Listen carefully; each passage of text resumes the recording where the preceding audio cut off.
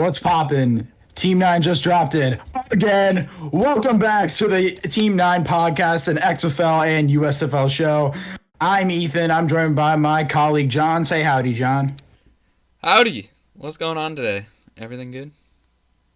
Yeah, I'm feeling great. I am feeling great. And we're also Super. joined by my friend Felix, producer Felix. Say hi, my friend. What's up, everyone? Glad to be here. Feeling good. Yeah, I wasn't here last time. Glad to have him this time. Felix, you missed the kindergarten class last week, so we're gonna get you on this one. Say your name and an interesting fact about yourself. Got it. My name is Felix, obviously, as we said before, and an interesting fact about me is that I'm left-handed. Wow. Okay. What percentage of the world does that put you in? Does somebody have the Google up? It's 10% of people are left-handed, like 1 in 10 people, something like that. Really? 1 in 11. I'm Yeah, actually somewhere surprised around that it's there. like 1 in 10. That's crazy. Like if you I hold 10 know. people in a room, It sounds that like a seems lot when like you say it high like to me. that, but then, Yeah. But yeah. like 10% of people is like, whoa, not a lot of people. Yeah, exactly. All right, all right, solid. And So, then, keep going, keep going. yeah, just a little more. Yeah, I guess just a little background on our friendship. All of us have been friends since elementary school. I've been friends with Ethan since literally like you're literally babies. Yeah, And we're then out the womb together. Different. yeah, literally. And then I was friends with John. I think I've known him for a while, but I think we really became close in like first grade, second grade. I'm not sure, but Sounds Yeah, and about then I right. slivered in there somehow.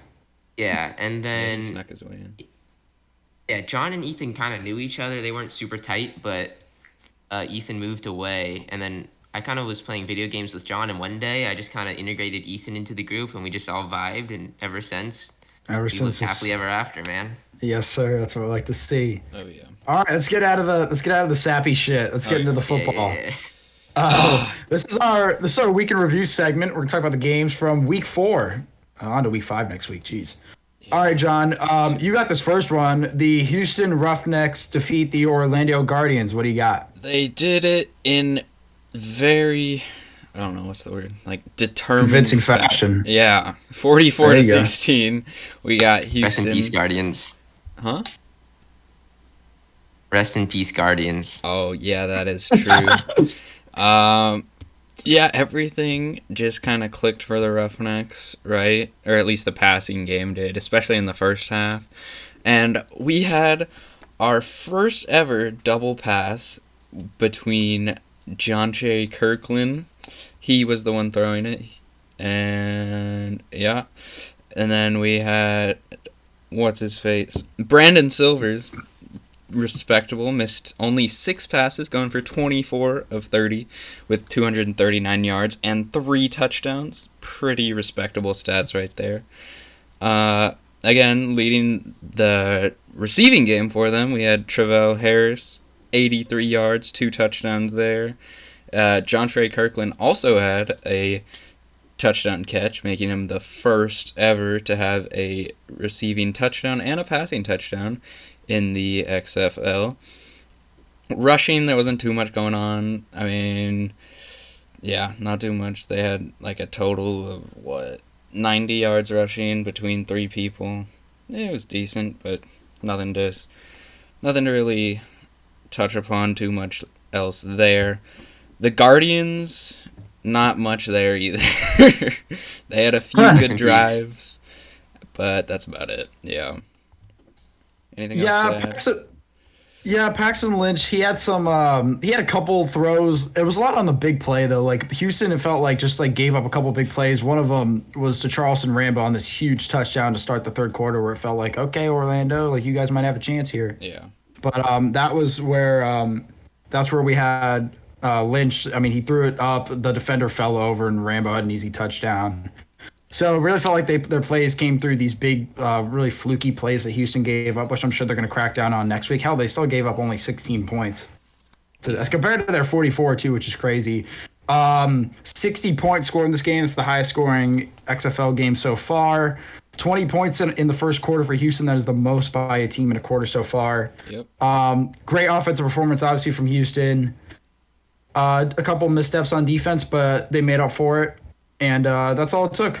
That's all it took for the Roughnecks to beat the Guardians. I mean, it's probably Yeah. what looks to be the best team in the league, most dominant team in the league, compared to probably the worst at the moment. So this was just a mismatch on paper, and it definitely went the Roughnecks' way on the road. Hopping into All the right. second game of that week, we got Brahmas at Seattle, where we And had Ben DiNucci doing pretty well for himself, 264 yards, but he did miss, 13 passes, something like that. And again, my boy Jaquar Pearson. If you guys that's your listen to man. if you listen to the first podcast, you know I'm a big fan of this small speedster. Doing good things all over the field this week. 8 receptions, 76 yards, really making up for the lack of production by Josh Gordon, who did get locked down by the corners over in San Antonio. Yeah, let me get into that really quick. How about Luke Barku, man? Spelled, let me get the name up here. Luq. That's his first name. His last name is Barcoo. What a freaking name, man. That was very He ended up Canadian. Canadian. That's Canadian. I don't know, Yeah. Luke, like Luq. I don't know. I don't know. I don't know Canadian names. I I didn't know don't know. you It were. just feels like French Didn't know Canadian you were a vibe. I don't know. specialist. I just kind of made that up, but I'm rolling with it. Alrighty. All right, well, Mr. Barku here. I mean, yeah, we're gonna read out some defensive stats. 'Cause this guy was crazy. He had 3 solo tackles, 3 assists, which ends up being 6 total tackles. That's math. He actually had a sack on the day too, and a tackle for loss, and a pick. The pick at the end of the game, that was pretty interesting. John, do you want to get into that really quick? I know you're a big DiNucci fan, so I you don't should know that I'd defend go your honor that here. far about that, but yeah, it was. I'm surprised that Seattle even threw it on that play, just in general. Again, the coaching coming into a bit strange there. But, yeah, Luke definitely gave his team a chance to win the game on that in the last quarter there with getting that pick, but the offense for the Brahmas just wasn't moving. And when you see a quarterback with 2 rushing attempts going for 9 yards as your leading rusher, you know there's a problem there. And Jack Conan himself didn't have a great game either, so you know. Yeah, I think it's all starts up front with the offensive line. The offensive line for 100%. San Antonio might be the worst in the league. They Yeah. just they couldn't block anybody today, and No, they did it not. was horrible. Jack Cohn 2 carries 9 yards, Jaquiz Patrick 2 carries 5 yards, Kalen Balaj, who was supposed to be this huge runner for them, Yeah. 5 carries 5 yards. John Hilliman 1 carry 2 yards, Jarice Robertson 1 carry 0 yards. I mean that's 21 total yards on 11 total rushing attempts. The longest run being 10 yards by Jack Cohen. I mean, that is just not Yeah. acceptable. Jalen Tolliver with 10 targets in the passing game. Just saw that. But I don't know, man. It just really feels like the what's it called? The Brahmas offensive line couldn't handle any of the blitzes that Seattle was sending their way. And you got to give credit to Seattle. They played a good defensive game after basically being the reason that Seattle was even bad in the first place. That and some DiNucci and coaching, but whatever. We Yeah. won't talk about that. That was last episode. This is a new week. DiNucci is 1-0 this week, so we can't talk shit That is so true.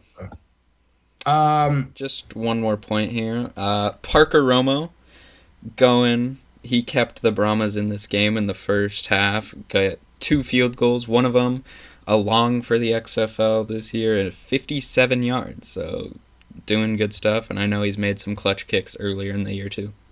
Yeah, that was right before half to tie the game at 6. In our Vegas view, which we'll get into later this week, my favorite segment, we're gonna talk about that, but and our records last week of what we ended up going Yeah. in those last games. This is a game that we were split on. I had Brahmas an upset. You had Seattle. Definitely didn't. I didn't believe in Seattle's defense as much as I don't know. I mean, did you believe in Seattle's defense? Did you see this coming from them? Um, I don't really know that it was much as Seattle's defense. I mean, I know they shut down some of the receivers at San Antonio, but they don't really have that number one receiver like Seattle does anyways, which is kind of surprising why Seattle only put up 15 points. You would expect more than that. But yeah, Right. I just didn't really see the Brahmas offense doing anything the week prior, and they haven't really done much in general. I don't think they've gone over 24 points or something like that. So yeah. Yeah, Brahmas continue to struggle on offense. One guy that did pound them on defense, even though the defense held strong for most of the day. Morgan Ellison, 16 carries, 69 yards on the ground, average of 4.3 and a touchdown. Yeah. Ended up having the game-winning touchdown late in that fourth quarter. Ended up scoring, and that ended up putting the game away at the end of it. So, another great day for Morgan Ellison, continuing to show why he deserves a chance, take advantage of his opportunity. So I thought I'd just mention that as well. Yeah. All right, moving on. All right. Yeah, we on to the game of the week here. Yeah. Maybe not the game of the week after seeing it, but hey, game of the week That is true. going in 2-1 versus 2-1. The Arlington Renegades, the XFL's poster child against the 2-1 St. Louis Battlehawks. I mean, this game it felt like it was going to be electric, and it was. The St. Louis crowd was incredible. The some of the tickets were opened up in the 400s of the dome in St. Louis. The hype was real for this game. The fans showed up. That was the best crowd we've seen in this XFL. DC obviously has been great crowd wise, but the rain definitely deterred them away a little bit this weekend. We'll get into that. But the Battlehawks fans showed up. They were loud. This game was pretty awesome. Just all the big plays happening, the crowd going crazy. It was pretty awesome. We're just going to go over some guys here. AJ McCarron goes 20 for 27, 214. Overthrows a guy on an interception. I think that was Austin Prohl. Overthrew him over the middle, kind of lofted the ball up. Just a bad throw by him. You don't really see it a lot. That was uncharacteristic. But he finished with 2 touchdowns. So 2-to-1 touchdown interception ratio, got the win. That's all that really matters there. Brian Hill got hard-nosed runner today. 18 carries, 89 yards, average of 4.9 with a tud. Yeah, he was great. He was really good for them. Want to talk about the guys catching passes from Mr. McCarron. Darius Shepard, 8 catches, 91 yards, and a touchdown. Hakeem Butler, 5 catches, 52 yards, and a touchdown himself as well. Shepard had 8 targets. Butler had 6 targets. That receiving room for St. Louis looks great. Yeah, St. Louis's offense, this is what we expected out of them. This is the first time we actually really got to see them with a lead. We hadn't seen that before. They've had to come back or they've been down. It's been weird. We haven't been able to see this team with a lead and really get to see like Brian Hill's potential unlocked, but this is the first time we got to see that. Really exciting. First time just seeing St. Louis play at home. Exciting game for St. Louis. John, do you got anything on the Arlington side to talk about? Not really. I mean, nothing too special was going on there until the fourth quarter where they got that touchdown. But even then, it was a rushing touchdown. And yeah, just not much coming out of any phase of the Renegades team right now.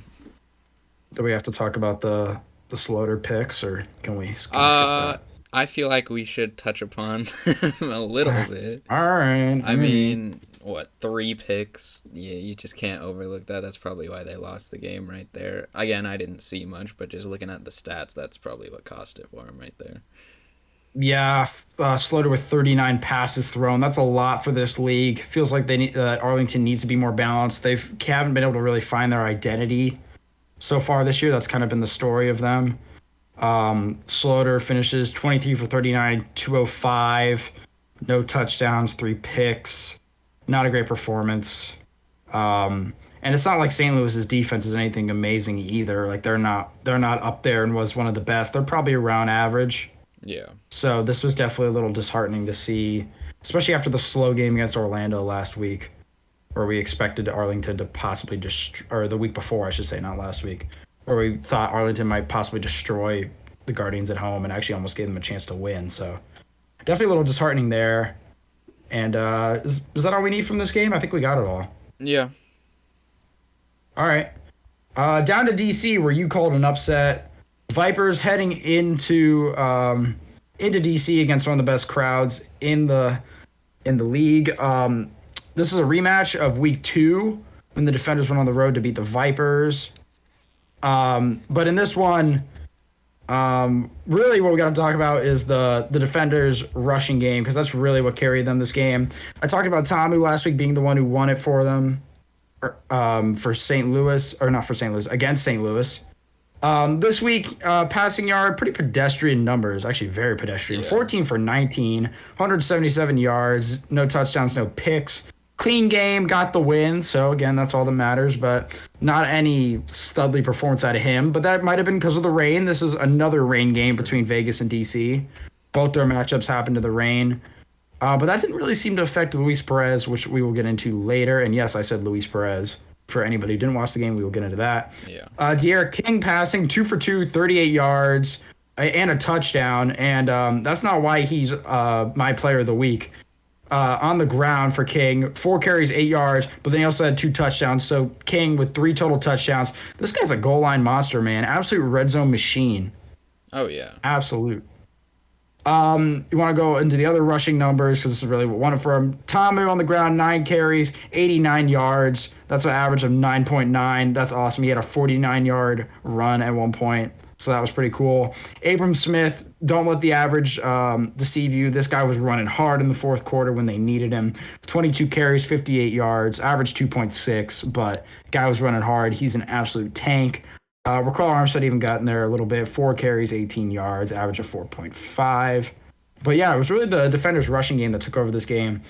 But if we want to talk about the Vipers at all, we have to start at the quarterback position. Starts and ends there. John, you predicted the Vipers to go into into DC and upset the defenders in what you called a trap game. I did. What do you see? How do you feel about this quarterback switch? Because we talked about it a little bit last week in my off the wall segment. And Hundley, I mean, look at that. He started the game 4 for 5, 50 yards. I know that he ended up fumbling the snap, but it was a bad snap on the first possession of the game, which gave DC the ball to start after them receiving. But I don't know. I mean, what do you think was their reason to go into Luis Perez in this game? I don't really know. I don't remember the exact time they took him out of the game either. It was like after maybe like set first or second drive. Like it was early. Like, and there was no reason to really take him out. Yeah, Hundley was I fine. questioned that while I was watching this as well, but then I saw Luis Perez come in. He gave him a little spark, and they let him throw 32 times, which is kind of crazy if you put in a backup quarterback, but he did go and complete 23 of those. Sadly, he did have a pick, and I think it was a pretty costly one too. And Yeah, it was a costly one. I remember that was late in the Yeah. game when they had a chance. Exactly. But he had 2 touchdowns. I mean, he played pretty well. Apart from that pick, this game probably would have been closer. But, yeah. Yeah, I don't know. I think the numbers are a little deceiving. He had a little That garbage is time true. touchdown pass at the end on that last drive. Yeah. Kind of padding the stats a bit to keep it a game. I think that's our games from last week, huh? Yeah. I do want to go back to the Orlando game really quick because this whole Luis Perez Brett Hundley thing just made me think about the situation with Francois, the quarterback for Orlando. You were watching the game, right? You remember that? Where he came in for a drive, led a field goal drive for Orlando, and then got pulled back for Lynch. Nah, I must Do you have remember missed that at all? drive. I don't. Really? Okay, so DeAndre Francois, a bit of a runner. On the drive, he was 1 for 4, 19 yards. Obviously very pedestrian, maybe not even pedestrian, probably kind of bad. He led the drive though. He was the quarterback on that drive. Went downfield, and they got Orlando's first points of the night that came in the second quarter, and then Lynch came right back in the game. And then he finished the game. He was Lynch the rest of the way. Do you have any reason for why they would do something like that? I the only reason I could think of is maybe just keeping the Roughnecks defense on their toes. I mean, getting a new guy in there, switching up the scheme and everything.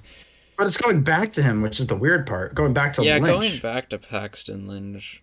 Again, I don't remember what he was doing before Francois came in, but it had to be something weird. And then Francois going 1 for 4, maybe you could see why they took him out just off that. But Paxton Lynch did get 2 touchdowns, so I mean, he had some type of stuff going on. It was just up until that point, it was just weird because Lynch had done nothing, and then suddenly they put in Francois. They get the field goal, and you're thinking, oh, okay, the guy who just scored points on one drive compared to the guy who had a couple drives and did nothing. You'd think they would. I don't know. Didn't make sense to me. We'll get more. A little bit. Wait, what? I'm gonna chip in here a little bit. Uh, it could be that. No, it could have just been a complete fluke that they got points with Francois, and maybe the That's team true. just wasn't feeling as confident with him on the field, and they just decided to put Lynch back in for that reason. Kind of bring confidence to his teammates, considering he's a That's true. starter. So that I could could be a see That's a that. possible good. reason. That's a good point. I mean, he finished for 1 for 4 on that drive. It's not like he was throwing dimes. The guy. Yeah, I mean, it's not Exactly. it's not like he was playing necessarily well. It could have just been, just a complete crapshoot and just happened to get points. What That's if very what possible. if I have another proposal for this? I know there's talk in the NFL about how like a team might schedule like their first 15 to 20 plays on offense. Do you think this was a scheduled drive? It's very possible. I mean, you don't usually see a quarterback getting subbed out, then getting subbed back in unless it's scheduled. Or Yeah, like but the you just never backup's see that in just the playing NFL at all bad. because it just doesn't happen. Yeah, I I mean, don't. It's just it's weird. definitely odd. I really don't know what to say. I don't know, weird situation. We're going to talk about that in the Vegas view because Orlando travels to Vegas to play the Vipers Yeah. this weekend. So we'll get into that. We're going to talk about both those, God, absolute just disasters on both sides of the ball. All right. We're going to get into a new segment here. This is a segment that we literally created probably about an hour ago. Yeah. This is going to be called Around the XFL. And this week, we're going to be talking about a certain storyline that developed a couple weeks ago. We hadn't started the podcast until last week, so I didn't bring it up because it was kind of old news. But this is about I'm gonna read you an ESPN article that just got released a couple hours ago. Okay. Alrighty. I'm just gonna start reading a bit. It's very short. It's like 3 paragraphs, Right. and it's very short. And I'm just gonna get a reaction from you guys. The headline. This is by Kevin Seifert. I'll post this in the show notes on YouTube, or I'll post this on description in YouTube, and then show notes in Spotify, so you guys can look at this. XFL reinstates Guardians Quinten Dormady after playbook probe. The XFL has fully reinstated Orlando Guardians quarterback Quinten Dormady after an investigation determined that allegations of impropriety were in unsustained. Jeez, The Rock. The Rock's got some crazy language here, man. The league announced Wednesday night. The Guardians released Dormady on March 2nd in part because they believed he had leaked some of their offensive plays to other teams in the league. The following day, the XFL reversed the roster move, placed him on their Office of the President's Reserve list, and hired an outside law firm to investigate the circumstances. Okay, a lot of just mumbo jumbo here. According to the league, the law firm couldn't find no correlation of the initial allegation and determined there's no basis for disciplinary action against him. Dormady did play in the Guardians' first game this year, where he subbed in for Lynch when Lynch was benched in that Roughnecks blowout. 12 of 18, 142 yards, a tutty, and 2 picks. So didn't do much there. What do we feel about this? This is pretty wild. I just don't understand why you do something like this in the first place. Like, Right? Like, was he bribed? But like, we don't even. The court says there was nothing that even. There was no basis for disciplinary action. I mean, what does that even mean? There was no evidence?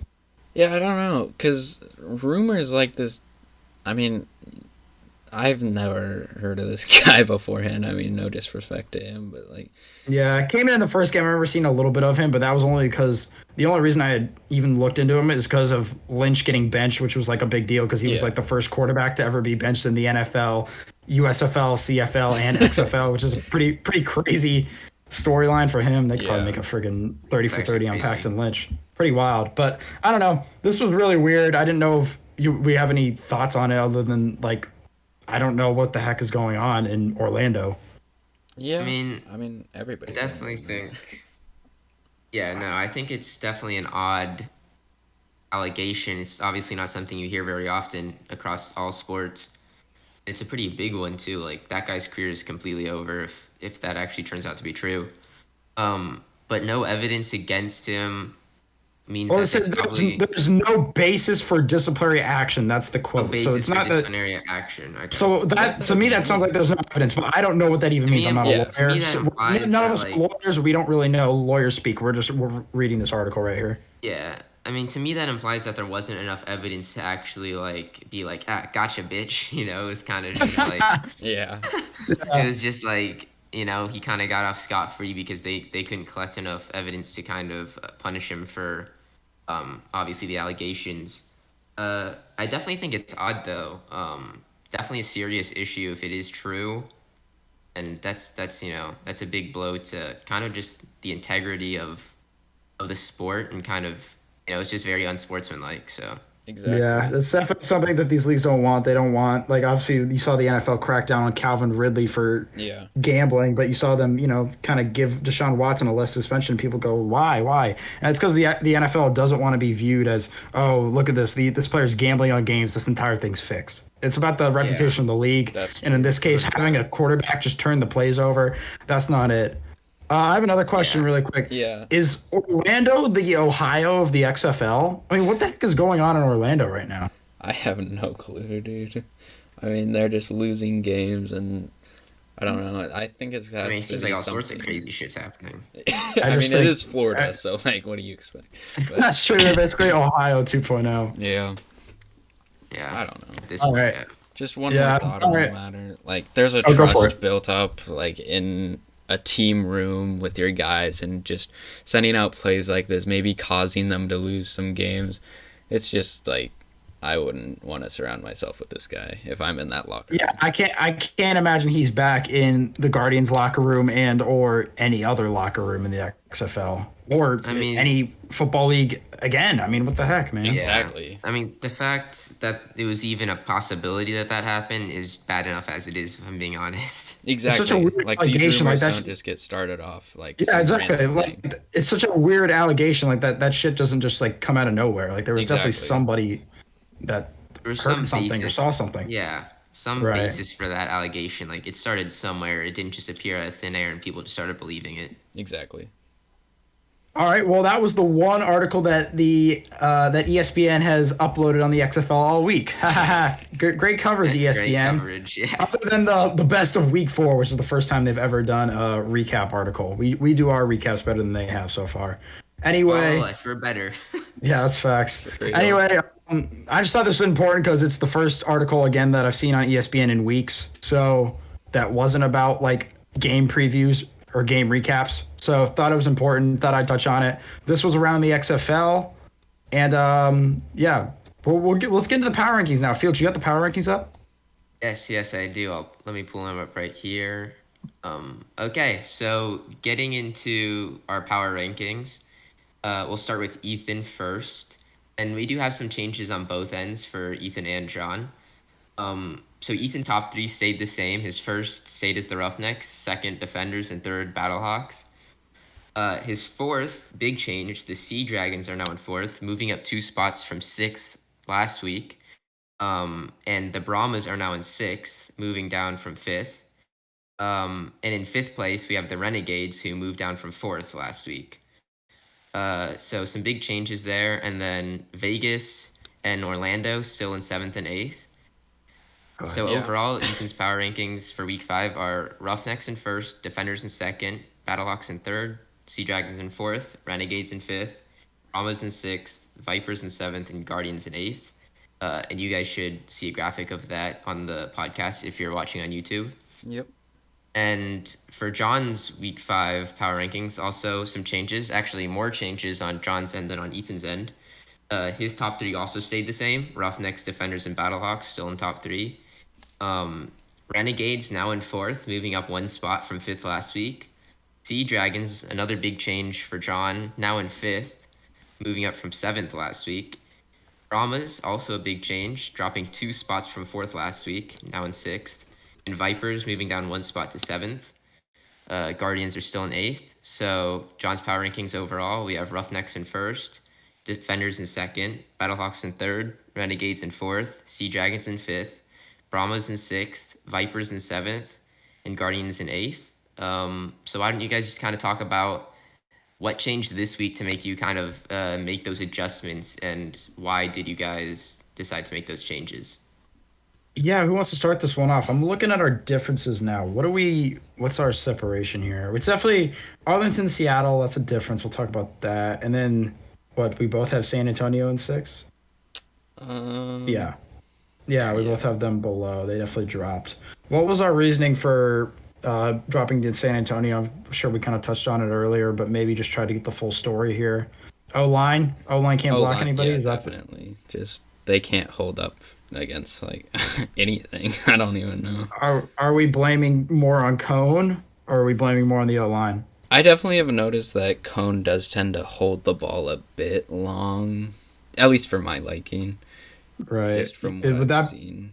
But that But could then also would that come be with like a? lack of protection that he's just getting pressured, and that could also be receivers Yeah. just not getting open. So I don't know. And would we also call that a play calling issue? Guys not getting the I could ball out quick enough definitely because see he's not that getting as any well. quick Yeah. routes called. Feels like they called a lot of slants though. So maybe no, that's not true. I think it would definitely be O line and maybe Cone just holding on the ball. I think you're right because I remember they called a ton of slants last week. That was like the only way they even got yards. Every Yeah. time it was like 10 yards because their Seattle was blitzing the crap out of them, and that was the only way they could get yards. So yeah, that's why we have San Antonio dropping. Um, Arlington, Seattle. You're on Arlington over Seattle. What has you on them? Uh, I just think they kind of have a more completeness to them in a sense, especially with the way they play. I think there's just not enough consistency with Seattle for me to put them above them yet. Like they put up a bunch of points here, but they scored 15 points last week. Like I just need to see more explosion on the Right. offensive side for Seattle to go up a bit more. I like that. I would argue that Arlington is the most inconsistent because they don't even have an identity yet. We still don't even know what the heck Arlington is supposed to be. Are you a running team? Are you a passing team? They have the weapons to pass. They have the weapons to run, and they're not really sticking to either.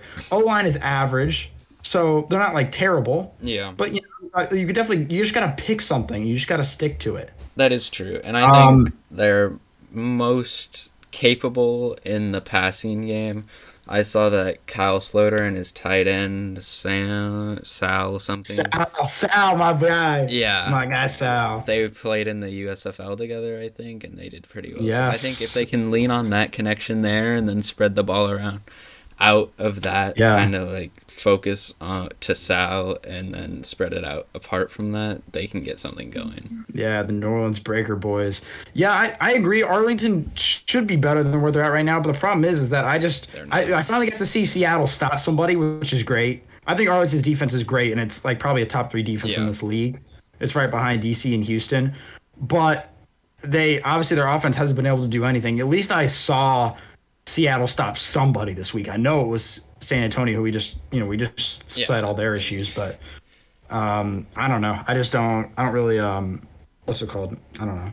There's not a lot of consistency there in my Maybe I'm opinion. a But Seattle hater and like a Ben DiNucci hater, but I just don't. right, Something about them doesn't feel right to me to put them above Arlington just yet. okay, yeah. I think I had to apologize. I was the one who came up with the Ben DiNucci slander campaign title last week, which has aged horribly so far. I know it's only one game. Could easily He could prove us wrong. He could do swing that. back the other way. Right, he can prove us right. We'll see. We're gonna get to Vegas and Orlando in a minute in the pick'em segment. They play each other this week, so I don't want to Yeah. get into that too much yet. Um, DC and St. Louis also play this week, so I'm not gonna get into that too much. But why do we? What's with Houston? What makes them the best team in this league? Uh, Most coaching experience by far with Wade Phillips. They got all that going on for them, and then they just look like the most complete team. Their offense is playing off the walls, and their defense is sprinting around the field making plays. And sure, they fall down here and there, but ultimately they make the plays where they're needed to be made. Right, definitely feel like they had a couple stumbles last week. Literally, a guy fell over Yeah. on the Charleston Rambo crazy touchdown, and it was just those deep plays that even kept Orlando in the Exactly. game. If those don't happen, they'll be fine. Wade Phillips said it himself in a halftime or right before halftime interview. Also, by the way, I want to correct a mistake I made last week. There was a what's it called? I said Wade Phillips had 75 years of coaching experience. That is incorrect. Google gave me the wrong answer. I guess they thought I was asking that how old Wade Phillips was. He is 75. He has 45 years of coaching experience. Um, Still double our livelihoods That and is more, which is what I said. Our livelihoods combined, not Felix. Well, Felix is what would it be? It'd be 18, 17, 17. I don't know. Math. It'd be close. It'd be close. Felix, what is that? Let's not get into the Calvin, I still ages. can't Right do here, it. though. It would get into the 80s. 17 plus 7. No, let's not get into ages right now. All right then. All right, so we'll move on from that. That's our power ranking segment. Felix is still counting. Yeah. All right. 54. I don't know, 54? I don't know, dude. This is your segment. This is a Who look cares? ahead. This is the games for next week. Felix, give us the rundown, my friend. Got it. Okay, so yeah, heading into week 5, we definitely have some interesting games. First up, this Thursday, March 16th, we have the Roughnecks going into Seattle to play the Sea Dragons. And that game is at 10:30, 9:30 Central. It'll be interesting to see if the Sea Dragons can kind of continue this upward trend that they seem to be on. Ooh, I And if the like Roughnecks- a little. I sure A hope. little. We get a little game preview from you too. I like it. Oh, Okay. yeah, of course. And, maybe the Roughnecks can stay undefeated. Yeah. Next up, we got the Defenders going into St. Louis to play the Battlehawks on Saturday, March 18th. That will be 7-6 Central. These are, at least, for John and Ethan's power rankings, 2 of the top 3 teams. So should definitely be a dogfight. So we'll see who wins that one. And then next up, we have Guardians going into Vegas to play the Vipers on also Saturday, March 18th. And that is 10 p.m. Eastern and 9 Central. Two of the worst teams in the league, obviously. So it'll be interesting to see how that plays out. It could be a completely shit game, but That's why they also call kind it the of toilet bowl. exactly. It is There's the also Super Bowl. some entertainment value there. I think just watching. I always think it's fun to watch bad teams play because it's almost weird where it feels like there's something on the line. As if Hey. two top teams would play, it almost feels like there's something on the line when 2 bottom teams play. Last 0-2 battle was pretty damn exciting. Last Yeah. last toilet bowl was pretty awesome. Hell, our whole podcast last week, I think we talked about the toilet bowl more than we did St. Louis DC. Oh, yeah. Which was probably the game of the week and Probably the game of the year week this all week, so weekend. we'll see what happens. Yeah, we'll get into that. Yeah, so this All right. this will be an interesting game for sure. And then one more on Sunday, March 19th. Renegades going into San Antonio to play the Brahmas. 2 teams kind of in that middle area, so we'll see who kind of steps up that game, and that is at 9-8 Central. 2 teams with really good defenses and 2 teams that are on an identity crisis on offense. So it'll be interesting to see how that one goes. And only San Antonio's second home game. Played at home in week 1 against St. Louis. Yeah. Blew that 15-3 lead Saw the in a 4th and matter of 15 minutes. onside kick. 4th and 15 onside kick. You guys have heard it all by now. But yeah, I mean, that's the first time playing since that game. So interesting to see if how the crowd shows up. All right. Also, What? one more thing. We're 52 years old combined. Thank you. I'm sure I make everyone needed to myself know seem that. stupid by saying 54. Okay, so you had the correction I did with Wade Phillips. Huh? Yeah, 52. There you go. All right, but we finally got the Wade Phillips thing settled. We don't have to talk about it again for the rest of the season, thank God. Yeah, All right, for real. moving on to the Vegas View, my favorite segment. This is where we predict games. What were we last week? I'd actually like to count this out right now. We I actually don't have this believe up. we tied. I went 6-0 for the first 2 games. You know. Yeah, you were on a roll Classic. going into Sunday. Woke up on Sunday morning. I'm like, dang, he is kicking my ass right now. But And then I think after the Vegas game went my way, I ended up making it a game again. So yeah, I So took a we- chance there. It didn't pay out. yeah, so I know I think we were both at we both have a tied record. 8-4, I think that sounds right. Yeah, so let me think. Roughnecks were all the same on that. Oh, you had the we both had the over. That hit. Hell, Roughnecks did it themselves. Yeah. We were split on. I completely missed. So I started 3. I was 3-0, and then I went 0-3 in the Brahmas game. I completely whiffed on that. You completely hit. You destroyed me on that I one. know, and I think I said last week they were gonna start slow, which they did. But then I thought Yeah, it was you gonna were- pick up, so I didn't get it all right. But yeah. Yeah, but you were pretty right on that game. You were pretty spot on when it came to that one. So we're gonna give you credit there. So what are we 3-3? You're 6-0 at that point. Yeah. We both had the same picks with the Battlehawks, except I had the under, you had the over. Under barely hit, just got yeah. it. So that makes it what? I was 4-3, or no, wait, that would make me what 6-3, and you were 5-3. what, like? No, you weren't 5-3. No, you. I was 5-3. I think so. Oh, I'm 5-3. You would have been 8-1. 8-1, and then I hit on Vegas. I mean, I hit on DC money line, DC spread, and then we both had the under. So then that made it 500. Yeah. So what was that? Was that make us 8 and Eight and 4, like you four. said? Hey, I you should have were listened you to were spot myself on on. the St. Louis I know game. that was a great guess. I was counting it out. I was like, all right, we're gonna get that prepared for next week. That was our first time doing that, so we're gonna get our records prepared for next week, so we don't have to talk about it like that. And then Let's get into the games this week. yeah. Oh wait, what do you got? Do you have anything? Sorry. Yeah. So let's go. We're gonna see. So we're not gonna spend money on punishment because we are kind of broke. So what we were gonna think of doing is like the winner of each week gets to pick the other person's profile picture for when we record, because we don't want to show our faces yet. So yeah, Yeah, I think we're down with that. I like that. within reason maybe too. we do So no like crazy. nothing inappropriate crazy, stuff. nothing super inappropriate. It will be family friendly, but coffee. obviously obviously with both of us going 8 and tying last 4, week, right? there's nothing for us to play for. Maybe we do a season long one. Maybe we do a Danucci thing. I don't know. That We is could probably get a Cowboys Danucci jersey for cheap. I still Cowboys like that for the Danucci season long.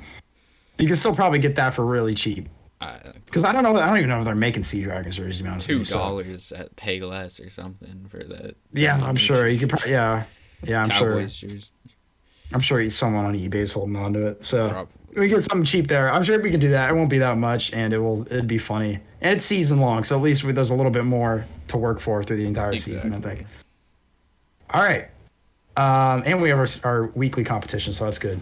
All right, let's get into these games, man. Vegas View for this week. Let's do it.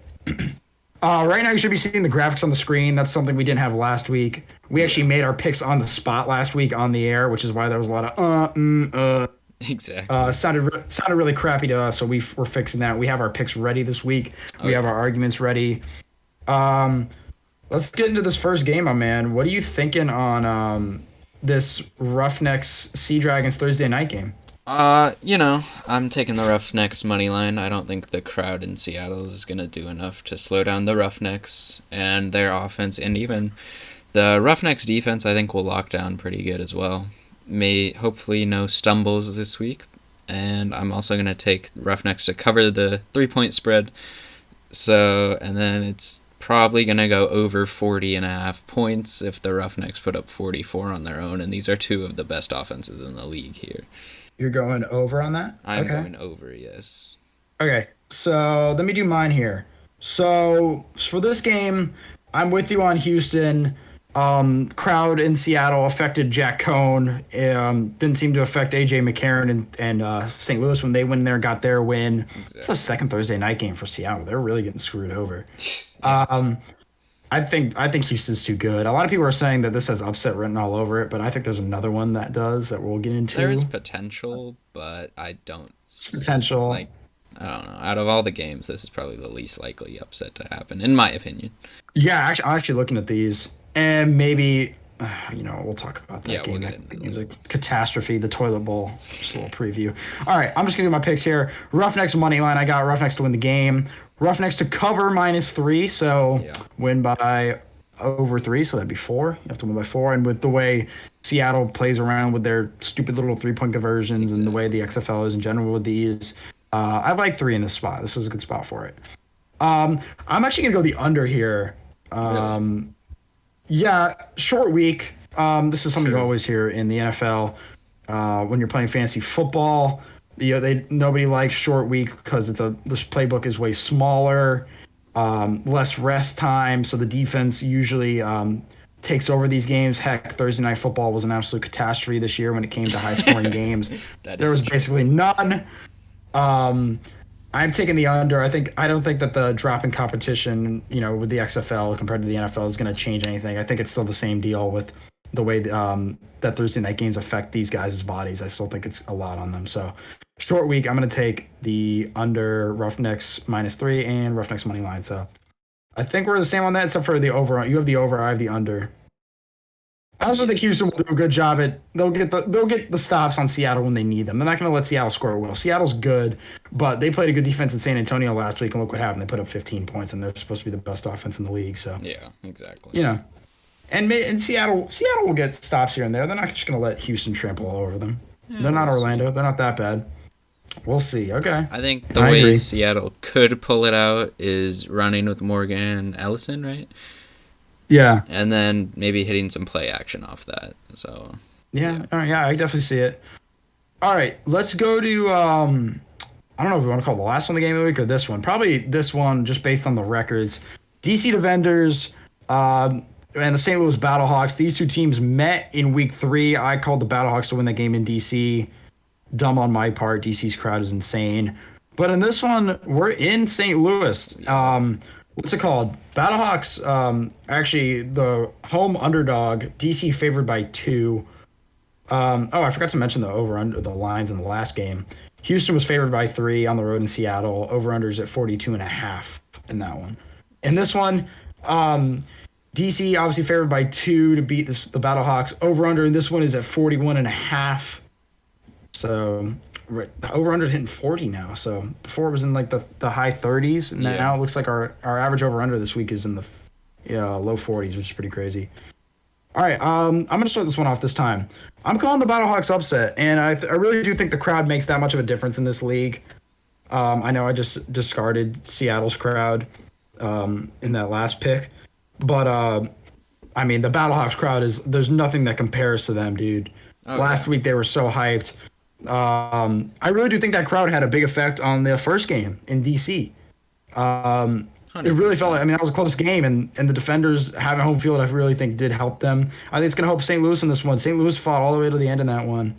Really made it a game. Yeah. They just got taken out in the third quarter. They just couldn't get, they just couldn't convert on third and sevens, third and sixes, which is something they were usually pretty good at. So, if they can just run the ball like they did with Brian Hill last week, I really think they got a good chance. Obviously, since I have the underdog winning, I got the +2 spread from the Battlehawks. At that line, I would probably just take the money line because +2. I mean, you have to keep it within 1. I mean, the odds of It's that happening difficult very to do slim. that, yeah. At that point, I would just take the money line just because at that point you're talking about a Battlehawks win. I'm gonna go over 41.5. This line would have hit in the first matchup. This one's indoors. Indoors always means more points, more scoring. Why do you think every Vikings game is like 41-33? They play indoors. No wind affecting anything. A lot of scoring. Perfect conditions for football. So those are my picks for that game. What do you got, John? Yeah, mine are all the same. I'll just repeat them real quick. Battlehawks moneyline, they're gonna win, and I'm gonna say that, and that means they're gonna cover the 2-point spread. I hope, and over 41.5 points, so they'll get 42 or more combined points. You got anything else on this game? Any analysis, or did I? I think you pretty much covered it. I think the crowd definitely. I mean, if you wanted to go to a game this week, this is the most expensive one. Yeah, I think last time a few unlucky strands for the Battlehawks, but the defenders did make some plays as well. So I think we're going to see a lot of the similar things, but I think things will just fall the way of the Battlehawks this week. Did the defenders look vulnerable last week, or was that just Vegas being Vegas and keeping the game close, but Yeah, I still think finding a way to the lose? game's always going to be close with Vegas. Yeah, that's just how they play, I guess. But the See if they can defenders pull one broke out. away at the end, right? So, Yeah, it was definitely they blew that fourth quarter, second half open really yeah, in general. exactly. Speaking of the Vipers, I mean, if you don't win this one, I mean, try to find a win somewhere else, guys. Exactly. It's going to be pretty hard. The Guardians visiting the Vegas Vipers. Vipers playing I mean, I don't know, probably the worst eye test team on paper. At home. Yep. What's it called Vegas Vipers, dude. Both these teams are 0-3. This is the biggest spread of the week. It's at 0-4. Excuse me. Both these are Vegas favored by 7 points. Yeah. I want to say can't Houston was believe favored that. by like 9. That's ridiculous to me. And I think Arlington the week before that was favored by like 8.5. Yeah, That's a big line, dude. We're gonna get into the line here. What do you got on this game, John? This seems like a big line to me. My takes on this, I am going to take the Vipers money line, but I think it will be a decently close game. So I'm going to take the Guardians to cover the 7-point spread. And then I'm saying it's going to be under 41.5 points, so 41 or below. And I think it will be relatively close, maybe like a 2018 or something like that. What makes you take the under instead of the over? Too Um, high? I think both these teams just make their own unforced errors and give the other team a chance. So I think we might see some of that coming into play. I'm gonna say that, but they're gonna have the unforced errors on defense. I think that I mean just I think Oh, all it takes okay. is a couple plays with these teams. Vegas has a pretty explosive offense. They just played DC last week in the rain. I'm not gonna take that too much into account. Interested to see who starts this week. We don't have any word on that. Not Yeah. gonna get into my depth chart rant. Already did that last week. Go listen to it. Um, so I don't know. Either way, Perez or Hunley, either one of them can sling it. It's not like the Guardians defense is going to stop them, Yeah, or that's true. they'll get their stops here and there as a football team should. But the way they looked last week against Houston was just horrific. I know Houston's amazing, Vegas is nowhere close to them. But Vegas, they'll score here or there when they need to. And Yeah. then for Orlando, we'll see what they do at quarterback as well. I mean, obviously, I think Lynch will probably still be in there, but maybe Francois comes in for a drive. I don't know. I think both these teams can score pretty easily, so I'm going to take the over down that. And then I'm going to be the same on you here. This is another one where I'm just got the same picks. I tried to talk myself into Guardians money line all week. I honestly, the more I thought about like trying to get a coherent argument on why Orlando's going to win this game on this podcast, I could not think of one. Yeah, Um, there's not. it's the Vipers. The Vipers have just been the better team all year. They've been statistically very unlucky. Yeah. But I am going to take the Guardians +7 spread because for whatever reason, Vegas likes to make it close. They do that. I think that line is way too big for 2-0-4 teams. This is just way too big of a line. Yeah, I would say that. 7 is way too much. 4 at like the most, 4.5 maybe. That's what I would put it at the most. But I don't know. I can see I'm that. not Vegas. Maybe take advantage of that big old line if Maybe. you're thinking it's gonna be close. All right, let's move on to the final game. A little Sunday night football. It's our only game on Sunday. Yeah. That's gonna be weird, and it's at night. Oh, I'm It gonna have was to weird wait all because they day. switched Damn. the time for this, I think. So I can't remember what it was beforehand, but they switched it. Yeah, you were talking about that pre-recording. I don't know. That's weird. All right, Renegades visiting the Brahmas. Yep. What do we feel on this one? It's a weird one for me. Yeah. Oh, let me tell you who's favored because that's important. That is. San Antonio favored by 2.5 at the Alamo Dome at home. This is their first home game since week 1 when they blew that lead to the Battlehawks. Already mentioned that. Over-unders at 36 is the lowest one of the week. Indoors too. And yeah, that's everything right there. Yeah. What do you got, John? I don't see. I mean, I can see how the Brahmas are favored, but I could also see how the Renegades would be favored because they're both fairly similar, at least in my eyes, like offense and defensive wise. But so, apart from that, I am going to take the Renegades money line, and that means I have them covering the 2.5 point spread as well. And I haven't seen anything from either offenses to even go against any real defense in this league, which they both have decent defenses. I mean, nothing to really get too excited about, but nothing to just roll your eyes at either. So I'm going to take an under 36 total points because the offenses just can't get moving yet. Yeah, I mean, it's the lowest over-under for a reason. 36 is Exactly. way low compared to what we're getting this week. There definitely seems like Vegas is definitely changing their over-unders every week. Obviously, we had some Oh, yeah. low or high 30s last week, now low 40s. So they're definitely moving up. But yeah, I agree. I'm going to take the under in this one as well. 36, I mean, I don't know. I could easily see this being like the Guardians Renegades game that they won with Slaughter in their first start where it was 10-9. I mean, something like that, 15-10, something like that, where it's just absolutely like pathetic offense. So Yeah. I'm going to take the under here. Yeah, I mean, I feel like, okay, so Vegas always likes to give the home team a couple of points on a point spread Especially for in home this league. advantage. Yeah, especially in this league, I feel like. But I don't know. How good is San Antonio's home field advantage really going to be? You don't see on Twitter the oh my god, let's sell out the 400s like they're doing in St. Louis. We all know how good DC's crowd is or St. Louis's crowd is, but nobody's talking about Seattle's or San Antonio's or Houston's or Arlington's, and that's just because they're average. I don't Yeah. know why. And it's not like the Brahmas don't have to travel. They still have to go all the way to San Antonio. Every team Both has these to teams are travel. They all right. Every team practice has to in the travel. same location. Well, yeah, right, they all practice in Arlington, but if anything, it just makes it weird how they're like, oh yeah, let's just treat this like a normal home field advantage because it's not. They just go to No, these games and the fans cheer for whatever team is home, quote unquote. But exactly. again, I don't know how big of a home field advantage that's going to be for San Antonio I after think the home way field they've played the advantage past couple more weeks. comes into play in somewhere like St. Louis, DC, Seattle, where Where the home crowd fans can can actually really affect. get there. In all the Texas stadiums, fans from Arlington can get to San Antonio. Fans from San That Antonio can too. get to Houston fairly easily. So I don't know that there's any real home That team too. here. And you don't really get rest. Again, you don't get like rest. That Like it's not too. like you have like the luxury of like not having to travel to a whole new city that you don't know anything about. Because it's like Yeah. you guys have to travel too. I mean, this is only their second time in San Antonio. It's not like they know the city very freaking well either. Yeah, So exactly. I don't know.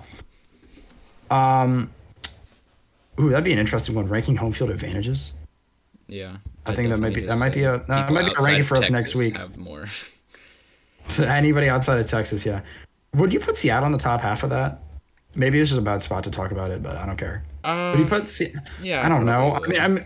I put maybe we're. I feel like I'm putting too much like into it. Like, oh, if I think about the Seahawks crowd is so good. It's the same stadium. It has to be good. I don't know. Yeah, I mean they're just I not don't think it's selling anything out the special. stadium, So Right. It's just such a big stadium, so it's hard to sell out. But I don't that know. too, I don't think but their attendance numbers are anything crazy like to where it's like, oh my god, that's a lot of people. exactly.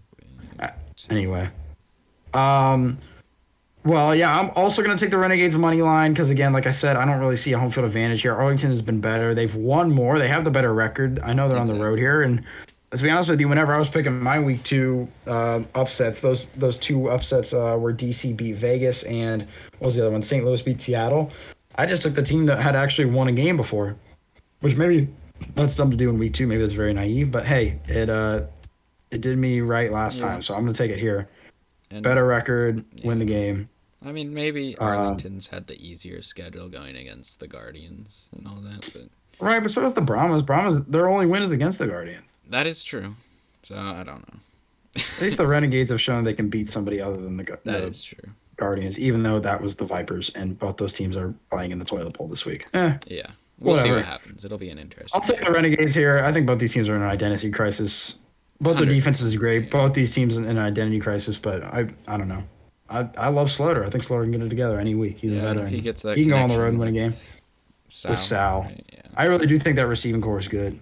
It I think is. their O They just line's better too. haven't gotten. Maybe it's the play All right, it's just calling, but they haven't gotten it yeah, yet. like I said, I think they just got to stick to something. So Exactly. those are our picks. What's it called? John, do you want to go through yours and then I'll go through mine? One Just last a time. quick recap. Houston at Seattle. I got Roughnecks money line, and they're gonna cover the 3-point spread there, and I think it's gonna go over 40.5 points.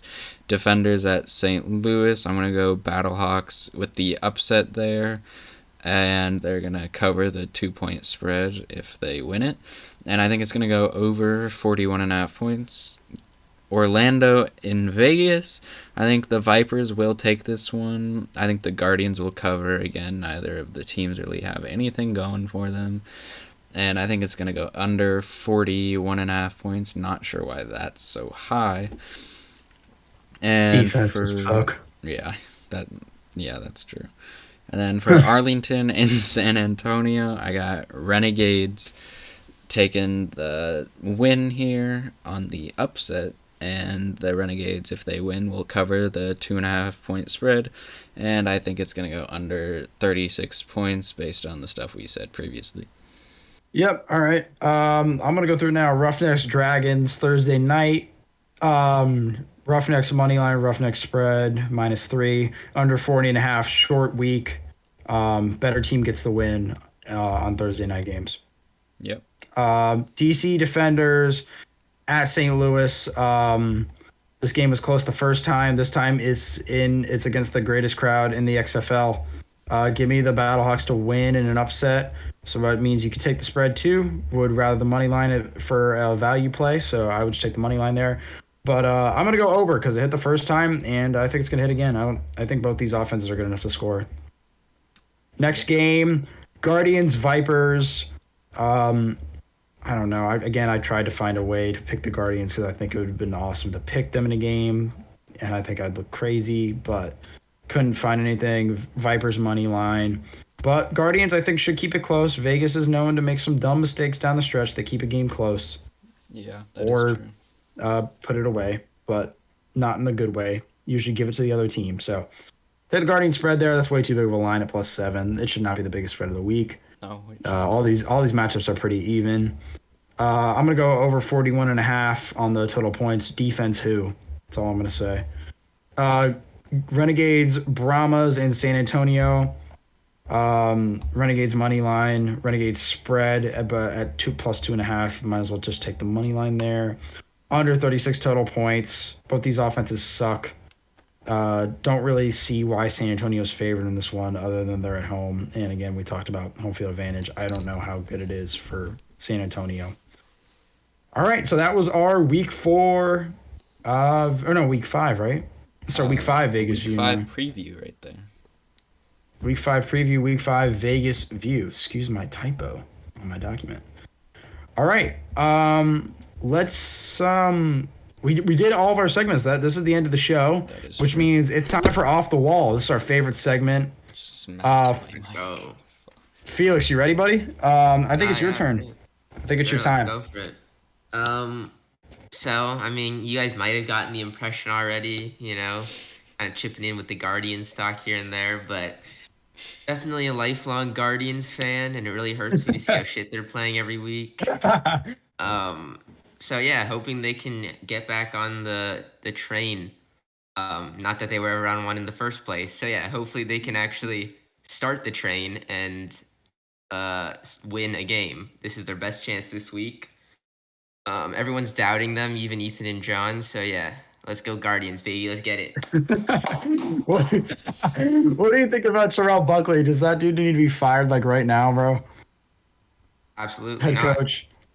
No. Okay. Oh, a lot You're of on it, fans okay. get on their head coach, but not you. Not you. He's on him. He's all the way. Let's rebuild. They're rebuilding. It's all yeah. right. Oh yeah. Anyway, well, let's talk about the Guardians really quick here. Just some actual talk here. We saw, you might have seen watching the game. You might have seen the soundbite of him going to his offensive coordinator, forgetting the offensive coordinator's name. Terrell Buckley, head coach, went over to the offensive coordinator and was having a dispute about just like the quarterback and who they had in. I think that I was the saw Francois versus Lynch thing. And it sounds like what's his face? Buckley might be calling plays this next week. So first time play caller going on the road. Yeah, I don't know about Can't that. be much worse than it has been. I guess that's true, right? It's like how much himself. worse. Okay, I like it. You like Buckley's attitude, huh? They're gonna All win. right. All right. I like it. Is Paxton Lynch the truth? Yes. No Francois? No Francois. All right. No, I think they big gotta. calls here. I think the best way, at least this season, to instill confidence into the team is to keep things as they are. I think if you switch things up too much, the team's gonna fall into an even deeper hole of like, damn, we're really just shitty. So I think they really just gotta push through and keep with what they're at and just try their best, get this dub this weekend. They're just their offensive line has definitely they reshuffled it a lot this past couple weeks and it's looked better. But God, the penalties are horrible. Just watch an Orlando game and I know the XFL has tried to make the game faster by like after incomplete passes the clock continues to run, blah Yeah. blah blah. Keeps the game going, but damn is watching a freaking Orlando game slow, dude. Oh my God, the penalties are ridiculous. Me and my dad were watching that Houston Orlando game. We're just like, geez, like this game's still in like the first half. Like most of these games are over by then. It was crazy. The amount of penalties are ridiculous. They just got to clean that up. If they can clean that up, yeah, they'll probably compete in games, but haven't seen it yet. So still waiting on that. Yeah. But I like it. Felix is off the wall. Orlando Guardians Let's pep go. talk. Stick Let's with go, them. baby. Yeah. Stick with them. See what happens. Stick with them. John, I I think don't next know. season they need Oh, changes, but for now, just gotta ride the wave. I mean, push 0-4, you can't switch things too. Like you said, I don't think you can switch too many things It's up. just gonna make things worse if you try to switch things up too much at Yeah, this I point. don't Right. Just even ride know it how, out. like, switching things up happens in the XFL. Yeah, especially Going mid-season. to a new I don't know how quarterback, that works. changing your play Yeah. caller. They're basically what they're doing, except Yeah, for like, the quarterback head thing. coach can't get fired. I No, mean, no. maybe he can, but I don't know that would work really. I guess he just promote the coordinator, Yeah, one of the exactly. coordinators Yeah. of the staff. I think It's that just ruins the vibes, honestly. I just don't know who Exactly. fires him. I don't know who fires him mid-season Yeah. because he doesn't have an owner Yeah, on his team or a exactly. GM. It's He is just, the GM. He's the coach and the I guess the GM. league would have to fire him or like force Yeah, but him they to wouldn't step do down. that. They wouldn't do that. They can't do They that. can't do It's that the in the league. first year. Yeah, they wouldn't do that. The guy would have to walk away Plus, from the there's no coaching real position free mid-season. agents. I guess they could take the guys nobody took at the combine or like something like that. But Yeah, that'd be interesting to see like if nobody gets What drafted, if they like if had somebody gets coach picked up. trades? That would be interesting. coach Yeah, there trades. are trades in the XFL. I saw one on Twitter this week, but it was just very minor. It wasn't anything crazy. So Yeah, if it was trades. news, if it was news, we'll get into it around the XFL segment Yeah, that we just created. But so far, nothing really big. No big playmakers traded. So not really anything crazy there. What was I gonna say? Paxton Lynch. XFL. I don't know. I feel like what's his face? Coach Francois. Buckley. God, yeah, he's kind of got like a stiffy for Paxton Lynch, dude. I don't know. Feels like Yeah. he's holding on to hope for him for too long. I don't know, maybe. But you gave me a little pep talk on the Guardians. Maybe I believe a little bit more than I yeah. did a second ago. Yeah. But I think quarterback, if they're not playing good, I think if you keep the quarterback in, that the players will rally behind. And I think since Paxton Agreed. Lynch's playing just the whole time, they're gonna rally around him I mean, more. I really don't think things are going to get any better if you put Francois in. Exactly, So like might as well man, just keep your leader. precisely. Yeah. Yeah. So, All right, so I don't know, John. I don't know what yours is. I think mine's a good one to close off, but let's just get yours first because I know Alrighty. it's a non-sports thing. So let's do it. Yeah, it's just gonna be a nice little basic thing. I started watching season 3 of The Mandalorian. I think it's season 3. Pretty good. yeah, season 3. It's pretty good. Is it good? I'd say so. I haven't started watching it, but I've heard mixed reviews. Some people have said it's ass, others have said they liked it a lot. So I I'm not. think it's differing from what they've done in the past, but it also, Switching it up a little. yeah, they're switching it up. And yeah, I mean, it's not going to be everybody's cup of tea. I enjoy it, but I'm a pretty big Star Wars fan. Like, I get everything between the lines since I've watched, like, Clone Wars and all that stuff, you know? Right, right. Yeah. For me, it was like I felt like that season 2 with Luke Skywalker. Oh, spoiler alert! Yeah, well, if you haven't seen it by now, you're You're you're way living under behind, a my rock. friend. You're way Yeah, behind, you're man. you're Yeah, what are living you living under in a like brick. 2019? You're living under a brick, my friend. You're like Paxton Lynch, who probably lives under a brick himself. Anyway, Uh, I would say that God, that really felt like the perfect ending for me. I cried at that ending. I thought that was amazing. yeah. With Luke Skywalker Yeah, coming that in, was taking emotional. what was his name? Oh my God, Grogu. Grogu, and Grogu, yeah. kind of walking off of them. I ended up not watching Book of Boba Fett, but I kind of know, like, I guess they somehow Luke Skywalker gives Grogu back to Yeah, Mr. I Mandalorian. can talk about that for a Do it, second. do it. Give us a recap. Yeah, So go for it. Spoiler basically, alert. it's the Book of Boba Fett, and then for a few episodes, it becomes the Book of the Mandalorian. And Really? so I the know, like Mandalorian. apparently the only two good episodes for like just about the Mandalorian. I mean, It's I like didn't It have a wasn't- problem with the rest of it, but they were definitely the most entertaining just because they were part of this other whole show, right? So the Right. Mandalorian gets like a new ship or something, and then he goes back and like visits Luke, and Ahsoka's there, and then Luke gives Grogu a choice. Do you want the lightsaber? Or do you want this Beskar chain mail armor looking thing? And Grogu chose that. At Damn, least, mofo could have had a lightsaber. yeah, it was weird. What color was it? Green? It didn't show. It just showed the handle. I think.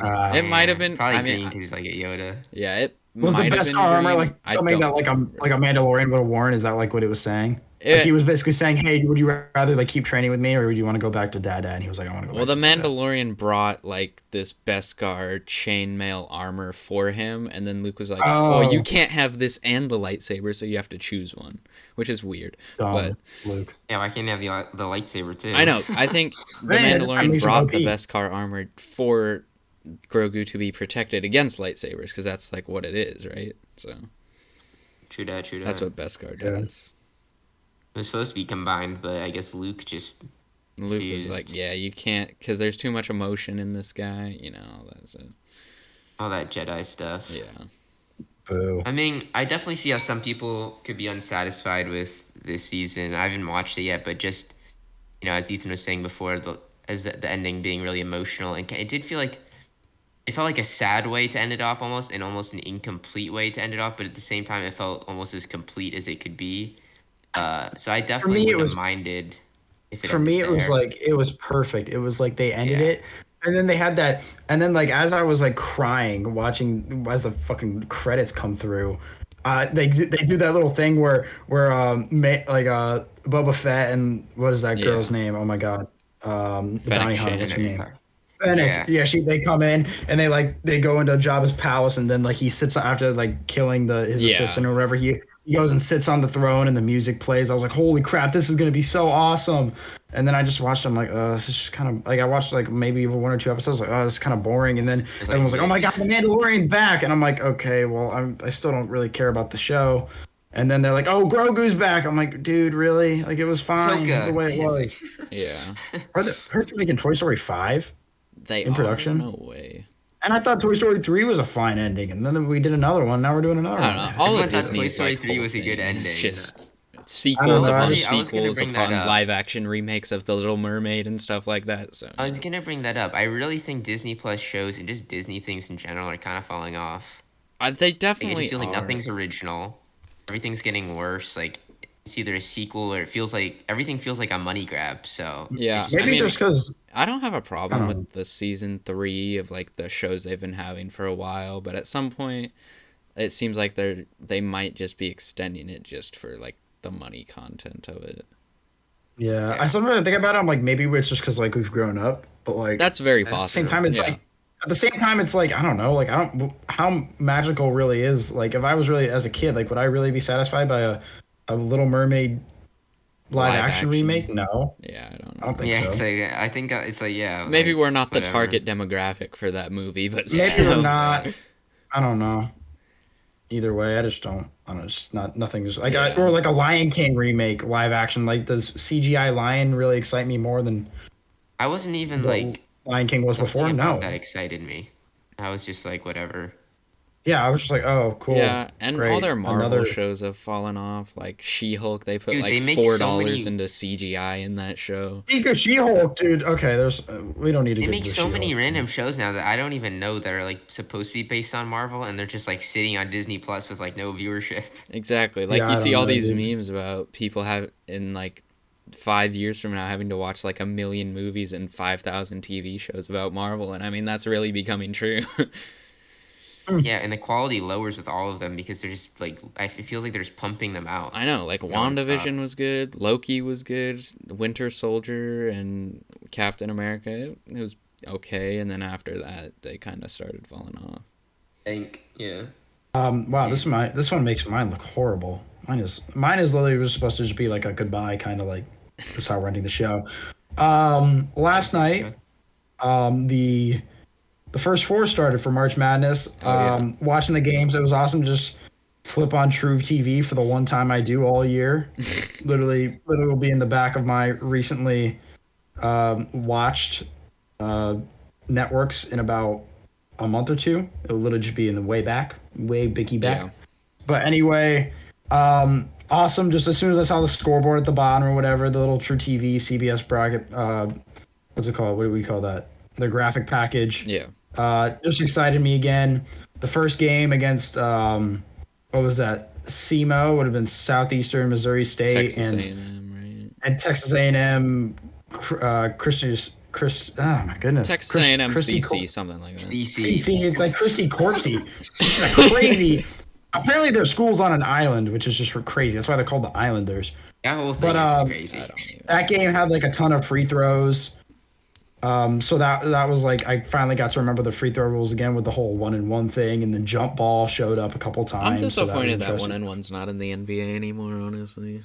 You like the 1-and-1? I do I don't like know. the I'm not used to it, so I can think you watch more a little bit more college than me. That's just because your brother was in that Yeah. whole thing. We might get into that maybe some other time. Anyway, Yeah. it was cool to have college basketball back. That Pittsburgh Mississippi State game was crazy. Game ended with a whole Mississippi State missed three wide open in the corner. Tip in doesn't go in. Then the second tip in does go in, but the clock was already at zeros at that point. Pitt gets the upset. barely moves on. They're now into the tournament. They'll be playing Iowa State. But awesome just to have March Madness back, man, because I don't watch college basketball at all until March Madness comes around, and that shit's exciting, man. So that was just cool. I just wanted to finish with that. Are you guys rooting for any specific school to win? I'm rooting for the schools I applied to. Same. Yeah, I like to root except for me. the school. Like, I don't know, I'm sure a lot of people would like not like this, but I root for the schools like kind of in my region, so like Western, like UCLA, USC, and stuff like that. Some people do that. Yeah, I'm cool with that. Like, I'll be rooting. Is there? I'll be rooting for UCLA and USC. They're like the hometown. UCLA, I don't accept know. me. Yeah, that too. And That too Duke, for Felix. please Hey, do, can we get a please. shout out? Can we get a shout out for actually made it Felix? this year. Yeah. I know. They Shout did. out Duke. I was Please kind of accept me. surprised. I didn't Actually- know what was going to happen after Coach actually, K man, left. I guess so. I don't know. I guess Duke's such a good basketball program. You Yeah. pour enough money into it, and they'll You know get who into the fell tournament off? somehow. UNC. Jeez. Oh, that's true. Yeah, that's true. Where the heck did they go? I don't even National know. championship appearance is just absolutely gone. They had a lead in that game, didn't they? I think they had a lead too. Kansas had to come back. I don't remember. That So was a did good game Michigan. last year. made it, I don't though. 4 years ago they were in. Now they're not. know. Do you guys Anyways. did you guys do any brackets? Do you guys have anybody in the Final Four? What's your Final Four looking like? I did not do a bracket. I think I was haven't in done the a process bracket. of doing a bracket, but I just didn't get it finished. We'll throw Duke in there, and that's about it. Yeah. Well, I have. I'm gonna give my stupid bracket first. This is my. In math class, we had to do like a random bracket where like he wanted us to like just predict it how like we would normally, and then do one where like we literally just use an absolutely like arbitrary thing to like decide who it is. So, like the school that's most east, or like the school that's whatever that has the most letters in their name or whatever. Me and my friends decided to do it by which mascot would win in a fight. Our Final Four was West Virginia, the Mountaineers. The guy has a rifle, so that's kind of overpowered. Yeah. And he got a Mickey. Mofos. His little division, his bracket, the South bracket or whatever, was absolutely Mickey Mouse. It was like the most easy. Like I think the worst they got to play was UC Santa Barbara, which is like a gacho, which is like a Mexican cowboy. I mean, that was like their toughest matchup. So kind of a Mickey Mouse run by West Virginia, but they made it to the Final Four, and they made it against the Final Four against Duke. Like, how do you beat a Blue Devil? It's literally Satan. Let's go. I'm cheering for Satan, you weirdo. Anyway, other side of the bracket, Miami made it. Okay. Miami made the it. Hurricanes, bro. Yeah, how do you beat a hurricane? What do you do? What is a person? Let's say what's a mascot here? How does a Houston made of Cougar gods. beat a hurricane? That's impossible. Yeah, that's It's just a not good possible. point. And they played Arizona State in the Final Four. The Sun Devils. I mean, again, the Devils. And just FYI, the Devils did go to the finals because, again, how do you stop like mythical powers? Like that's kind of crazy, bro.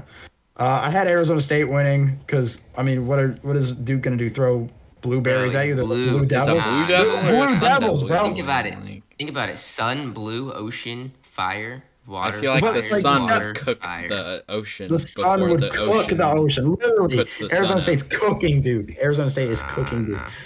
All right, well, I got the Sun Devils. Duke for the win, baby. We all know who's really winning that Duke. Anyway, that's my. I That's mean, my, Arizona State has been clutch. They put up like a last-second 3 against regular Arizona and beat them. So really in the regular season this year, Yeah. or was it in like a conference tournament? I don't know if it was in the tournament, but they played each other, and that's what happened. Oh yeah. Also, games happened tonight. Arizona State blew out. What was it? Oh my God, Nevada and UNLV, really. what was it? And then Fairleigh Dickinson, the Knights, upset Texas Southern. Yeah. So Dude, I've weird never thing. I heard saw of that. That's not a real place. You're lying. Fairleigh Really? Dickinson. Yeah, you look it up. It's a college in New Jersey, and Texas Southern made it to the first four with a losing record. They were like 19-24, and they were like favored in this game. I'm Really? like, bruh. Yeah, wild. shit. Dickinson. Nah, that Fairleigh ain't a real Dickinson. place as far as I'm concerned. They're running into Purdue, number 1 seed. So have fun with with that. Yeah. Okay. But One hey, thing I'll say about both Purdue, these- they have this one like 7-foot guy and nobody else. Just saying. Really? Yeah. I actually think these 11 seeded first 4 teams like Pittsburgh and and Arizona State. I know nobody Pittsburgh asked, but white like skinny boys just. Oh my I know nobody asked, but like for those two first four teams, the 11 seeds, I really do think they have a chance to like make a run. I think both of them do, Pittsburgh That's and like Arizona where a State. lot of Cinderella stories Barely happen they in can like the send the 11 seeds, right? Yeah, because they build momentum, right? Those first four, like UCLA did Exactly. it a couple of years ago in the first going to the Final Four. That was pretty crazy. Yeah. In my actual bracket, again, I know nobody asked. I got Alabama. Ugh, so sick of them. Bama. And Marquette. You know who went there? Who? AJ McCarron. Thanks. Yeah, that's a running joke. That's an inside joke. Anytime I bring up AJ McCarron, he just says Bama every single time. Just it's a scheduled thing at this point. Other side, I had Houston and UConn. Kind of disappointing yeah, that forcing Bama's UConn. like made its way into basketball. I liked it when they were just Hey. football. Listen, I'm just saying. I know I have them in the championship game, but let's just say, never bet on a football school to win a basketball tournament. Let's go Houston in the finals. Beats Alabama 1-1. Yeah, I'm boring. Houston lost to Memphis. I just don't know if I can do that. I don't know. I think that just means they got their loss out of the way. Maybe. That's their As loss of the season. you might say they were due for an L. They got their L, but now they're That's gonna go win the big thing. possible. All right. I think that's everything for Now this the week. real question: who you got winning in the women's bracket? Oh god. Obama picked Duke. Yeah. I'm sorry. I really yeah. I've really been doing a lot of research on my women's bracket. I'll get that to us tomorrow. Anyway. I think I got what's it called? South Carolina running it back with the back-to-back NC2A March Madness Women's Championships. Wow, that's a real accomplishment. Obama picked Duke. Or Stanford's gonna win. You know, it's usually one of those two. Oh, dude, I saw that. Obama's brackets came out. Oh, really? He picked Duke. It was just funny as hell how Felix just said Obama picked Duke out of I nowhere. have no clue what We're he getting was ready saying. to wrap up the show, and Felix just goes, Obama picked Duke. And I'm like, thanks. Hey, you know, Obama also picked Loyola Chicago the one year they went to the 4. So Actually, no shit. because he's Honestly, from Wow. same Chicago. as me, man. Oh, that would explain it. Good for him, though. Oh, yeah, There's and the- I think I saw he also had South Carolina, so you and Obama are in sync on that one. Oh yeah. And I'm in sync with him on the men's bracket. Of course you are. So yeah, pretty good. All right, I think it's going to be do it for this week. Yeah. You might notice this episode's getting out a little early. It's going to be in your feed on hopefully Thursday afternoon by the time we get it out. Yeah. For that beautiful Thursday night matchup, Houston Roughnecks, Seattle Sea Dragons on Thursday. Yeah, this isn't normal. We usually don't get the podcast out this early. We'll probably we'll be back to our normal schedule next week. I'd like to see. I think we get a Monday night game next week, Do we? but like not like after this Sunday. But but yeah, we'll get a Monday night, so it won't be next Monday, but the Monday after. Hope everyone enjoys the games this weekend. The game on Thursday as well. Thank you guys for listening. You guys got anything else? No, thanks everyone. If you made it this far, we appreciate you and tune in. We really next week. appreciate you. You did. All right, Genuinely. Thanks for alrighty, showing up. guys. Thank you. Have a good week, guys. See ya. Peace.